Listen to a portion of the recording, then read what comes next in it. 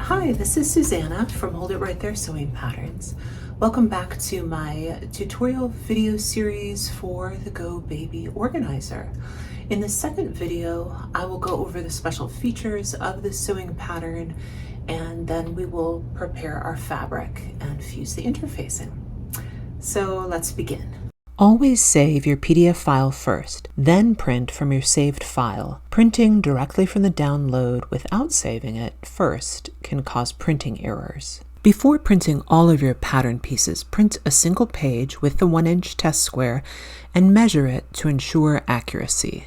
You will need to join pattern piece C together, matching the dotted lines, and either use glue stick or tape to connect. Please note that no pattern piece is included for the strap. Instead, the strap is made from two 2.5 inch by 30 inch pieces of fabric. These will be joined on the bias later as instructed. The Go Baby Organizer is made of a lot of squares and rectangles. If you prefer to use the dimensions to cut out your pieces, use the cutting chart provided. The cutting chart also lists the quantity and type of fabric and interfacing to cut out. Suggested pattern layout diagrams are provided for easily cutting out your pattern pieces, both for your interfacing and for your fabric.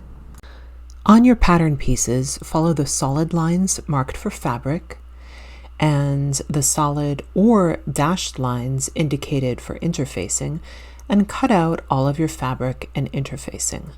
Some interfacing pieces are smaller than the fabric, and this is to reduce the bulk in the seam allowances. For interfacing templates, I like to print a second set of pattern pieces on colored paper. Then I cut around the dashed lines where applicable, and I find the colored paper is a lot easier to see against the white interfacing. Print and cut out the labels included with your pattern if you want to, and this just helps to keep your prepared fabric and interfacing organized. Some additional pieces of stabilizer and interfacing will be used, and these are listed on the cutting chart as follows. 8 strips of woven interfacing for the strap, and these strips are 1.5 inches by 15, or if you prefer, you can cut 2 continuous pieces of woven interfacing for your strap instead. And you will also need 4 1-inch squares of ultra-firm stabilizer for the magnetic snap halves. With all of our pieces prepared, we're ready now to fuse the interfacing. Set aside your strap and its interfacing. These will be treated uniquely later.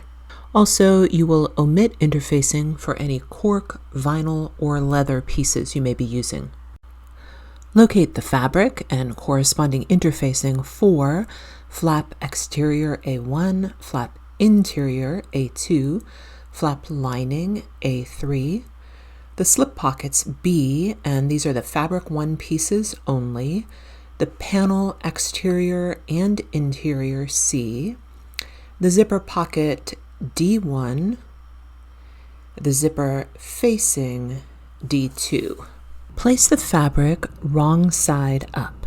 You will be fusing the interfacing that is the same size as the fabric. After you've interfaced this group of pieces, set aside flap lining A3, slip pockets B, zipper pocket D1, and facing D2 for now. Locate the second smaller layer of woven interfacing for flap exterior A1 and flap interior A2.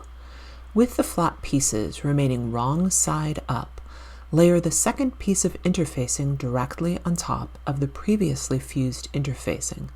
There will be a frame along the straight edges without the second layer of interfacing. The double layer of interfacing along the curved edge will reinforce the zipper later. Set aside the flap A1 and A2 pieces for now. Locate the second, smaller pieces of woven interfacing for panel exterior and interior C.